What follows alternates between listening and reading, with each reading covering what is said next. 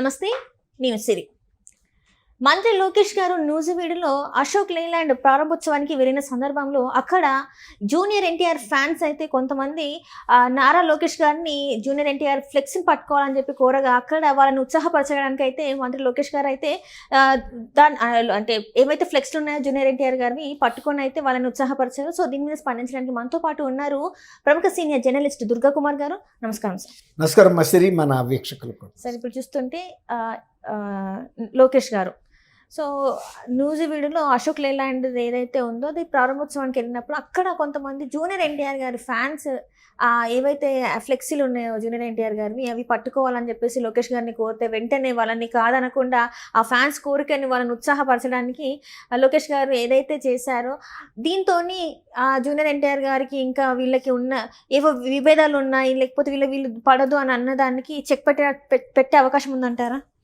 ఇంకోటి అమ్మా, అసలు ఎప్పుడైనా కానీ ఒక సమర్థుడైన వ్యక్తి, ఒక సామర్థ్యం కలిగిన వ్యక్తి ఎప్పుడు ఎవరిని తనకు పోటీదారుడనే అభద్రతా భావం ఉండదు ఒక నిజమైన నాయకుడికి.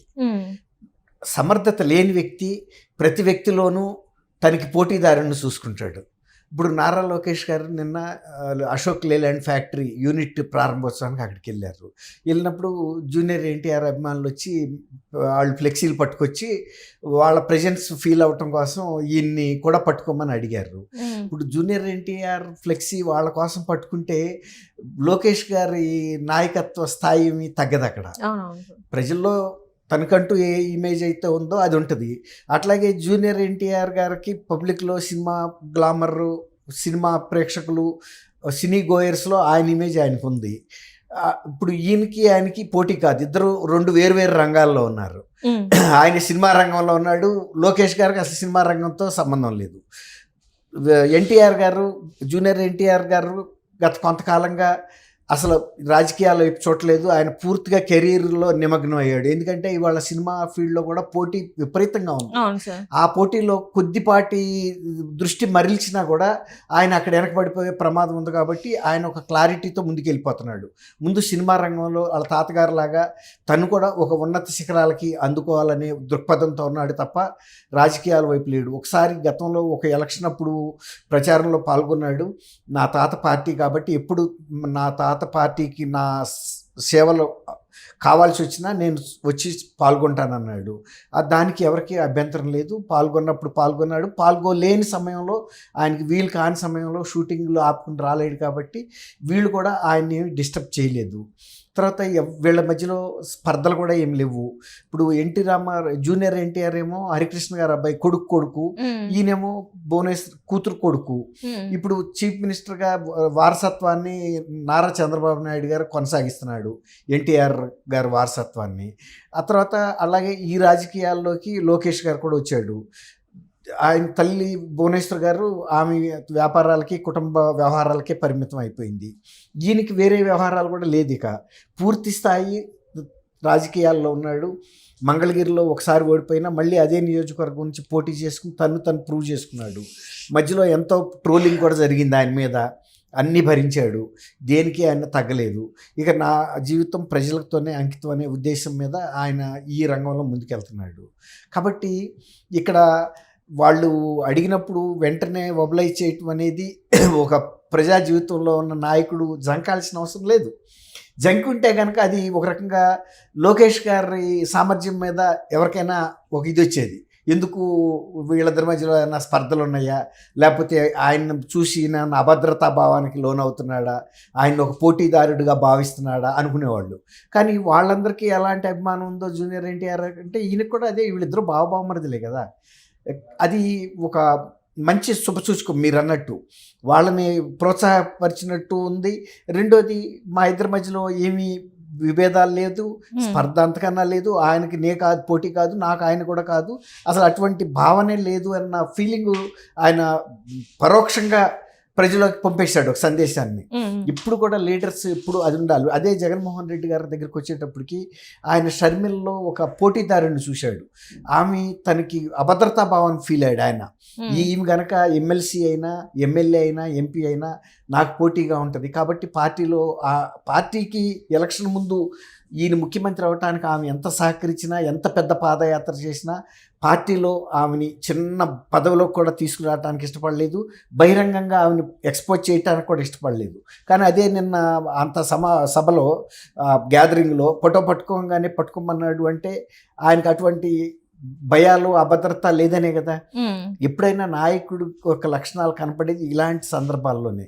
వాళ్ళల్లో తెలియని అభద్రతా భావం ఉంటే వాళ్ళు జంకుతారు కొన్ని పనులు చేయాలంటే. ఇప్పుడు ఆయన షర్మిలని కొంచెం ప్రొజెక్ట్ చేయటానికి కూడా ఎక్కడా ఇష్టపడలేదు. తర్వాత తల్లి గౌరవాధ్యక్షురాల పదవిలో ఉంటే కూడా అది కూడా ఓడగొట్టే వరకు కూడా ఆయనకు నిద్రపోలేదు. అట్లాంటి అభద్రతా భావం ఉండే నాయకులు చేసే పనులకి ఎవరికైతే ఒక ధీమా ఉంటుందో, ఆత్మవిశ్వాసం ఉంటుందో, నాయకులు నాకెవరో పోటీ కాదు, నేనెవరికి పోటీ కాదు, నా పందాన్ని నేను వెళ్ళిపోతాను, నాకు ప్రజల్లో ఉండే బలం ఏదో నాకు ఉంటుంది, అట్లా ఒక విశ్వాసం ఉండే నాయకుడు ప్రవర్తించిన తీరుగా పరిపక్వతతో లోకేష్ గారు ప్రవర్తించడం అనేది చాలా అభినందనీయం. అది వాళ్ళకు కూడా సాటిస్ఫై అయింది, వాళ్ళ ఈగో. ఇప్పుడు జూనియర్ ఎన్టీఆర్ అభిమానులు ఎవరైతే అక్కడికి వచ్చారో వాళ్ళు రాజకీయ కార్యకర్తలు కాదు, వాళ్ళు సినిమా అభిమానులు. ఈయన వస్తున్నాడు కాబట్టి వాళ్ళు కూడా వచ్చారు, అదొక పబ్లిక్ ఈవెంట్. వాళ్ళు పార్టిసిపేట్ చేసి వాళ్ళ అభిమానాన్ని చూపించదలుచుకున్నారు ఫ్లెక్సీల రూపంలో తీసుకొచ్చి. చిన్న ప్లకార్డ్స్, ఫ్లెక్సీలు అని కూడా అనకూడదు, ప్లకార్డ్స్. ఆ ప్లకార్డ్ పట్టుకోమన్నాడు కాబట్టి పట్టుకున్నాడు, తప్పే ఉంది. అట్లాగే ఎవరన్నా అటువంటి అభిమానులు ఇంకో సినిమా హీరోలకి అభిమానులు కూడా ఇంకెక్కడన్నా రేపు వచ్చినప్పుడు కూడా సభలోకి వచ్చారు కాబట్టి, ఇప్పుడు లొకేషన్ చూడటానికే కదా వాళ్ళు అక్కడికి వచ్చింది, లేకపోతే అసలు అక్కడికి రావాల్సిన అవసరం ఏముంది వాళ్ళకి? లొకేషన్ మీద కూడా వాళ్ళకి అభిమానం ఉంది, అందుకే వాళ్ళు లోకేష్ అభిమానులుగా చూడటానికి వచ్చారు. వాళ్ళకి ఎన్టీఆర్ మీద కూడా, జూనియర్ ఎన్టీఆర్ మీద కూడా అభిమానం ఉంది కాబట్టి ఆ పోస్ట్ ప్లకార్డ్ పట్టుకొచ్చారు. రైట్. అంటే ఇప్పుడు గతంలో చూసుకున్నట్టయితే సార్ ఒక్కసారి మాత్రమే క్యాంపెయినింగ్ చేశారు. అంతకుముందు అంటే ఈ మధ్య కాలంలో పార్టీ గురించి మాట్లాడమే కావచ్చు, కానీ ఇట్లాంటివి ఏవి జరగలేదు. కనీసం ఒక్కసారి కూడా వచ్చి మాట్లాడింది అట్లాంటిది ఏం జరగలేదు. ఏవో రెండు కుటుంబాల మధ్యలో గొడవలు ఉన్నాయి, మాట్లాడుకోవట్లేదు, ఇట్లాంటివన్నీ చాలా వరకు వినిపించాయి సార్. సో ఆ వినిపించినప్పుడు నిజమేమేమో ఎవరు కూడా స్పందించకపోయేసరికి ఆ నిజమేమో అని, కానీ ఈ రోజు వాటన్నిటికీ ఒక చెక్ పెట్టినట్టు అయిపోయింది. అంటే మీరు అడిగిన ప్రశ్నలో ఒక మంచి పాయింట్ ఉందమ్మా. ఆయన 2 సందర్భాల్లో ఇప్పుడు ఎన్టీఆర్ హెల్త్ యూనివర్సిటీ పేరు మార్చినప్పుడు నిజంగా కనుక జూనియర్ ఎన్టీఆర్ తాత మీద అభిమానం ఉంటే ఖచ్చితంగా దాన్ని ఖండించాల్సిన అవసరం అయితే ఉందో. ఆయన చాలా ప్రముఖమైన హీరో, ఆయనకి పెద్ద ఫాలోయింగ్ ఉంది. అది ఖండించుంటే ఇప్పుడు ఎప్పుడో ఆయన ఎన్టీఆర్ పెట్టుకోలేదు, ఆయన చనిపోయిన తర్వాత వచ్చిన తెలుగుదేశం గవర్నమెంట్ టైంలో పెట్టారు. కానీ ఆ హెల్త్ యూనివర్సిటీస్ ప్రారంభించింది మాత్రం ఎన్టీఆర్ గారే. అప్పుడు మార్చినప్పుడు ఖండిస్తారని అందరూ ఎదురు చూశారు. ఖండించాల్సిన అర్హత కూడా ఆయనకు ఉంది, ఆ ధైర్యం కూడా ఉంది. కానీ ఆయన మౌనం వహిస్తూ చాలా మంది ఎన్టీఆర్ కుటుంబ అభిమానులకి నొచ్చుకున్నారు. రెండోది భువనేశ్వర్ గారిని వంశీ అసెంబ్లీలో ఆ విధంగా మాట్లాడినప్పుడు దాన్ని ఖండిస్తారని అందరూ అనుకున్నారు. ఎందుకంటే ఒక మహిళని, అందులో మేనత్తని అంత తీవ్రమైన పదజాలంతో, వంశీ అంటే ఒక రకంగా కొడాలి నాని కానీ వంశీ కానీ ఎన్టీఆర్కి క్లోజ్ అని చెప్తారు. మరి అలాంటప్పుడు ఖండిస్తాడని అనుకున్నారు. ఒక మహిళగా తను ఒక ప్రముఖమైన సినీ హీరోగా ఖండించాల్సిన సందర్భం అది, కానీ ఖండించలేదు. ఖండించకపోయినా ఎవరు వీళ్ళ కుటుంబం నుంచి అడగలను నువ్వు ఖండించు అని. ప్రజలు ఎవరైతే తెలుగుదేశం అభిమానులు ఉన్నారో వాళ్ళు ఫీల్ అయ్యారు. అట్లా కొన్ని సందర్భాల్లో అవసరం ఉన్న సాటి కూడా ఈయన స్పందించలా. అది వ్యూహాత్మకంగా స్పందించలేదా, లేకపోతే ఆయన జగన్మోహన్ రెడ్డితో ఆయనకున్న సన్నిహితత్వం వలనో, లేకపోతే ఫ్యూచర్లో కూడా జగన్మోహన్ రెడ్డి చీఫ్ మినిస్టర్గా కొనసాగుతాడు కాబట్టి ఆయనతో నాకు ఎందుకు వైరం అనుకున్నాడా తెలీదు. అది ఎప్పుడు కూడా ఆయన బయటకు వచ్చి ప్రకటన అయితే చేయలేదు దాని మీద.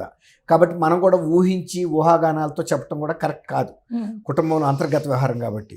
అదే మళ్ళీ ఆయన చంద్రబాబు నాయుడు గారు గెలిచినప్పుడు మాత్రం వెళ్ళి అయితే అభినందించాడు, గెలిచినప్పుడు. మరి అది ఆయన వ్యక్తిత్వానికి సంబంధించిన అంశం, అది ప్రజలు నిర్ణయించుకోవాలి. Right right. Thank you so much. Thank you Shri. మన వీక్షకులు కూడా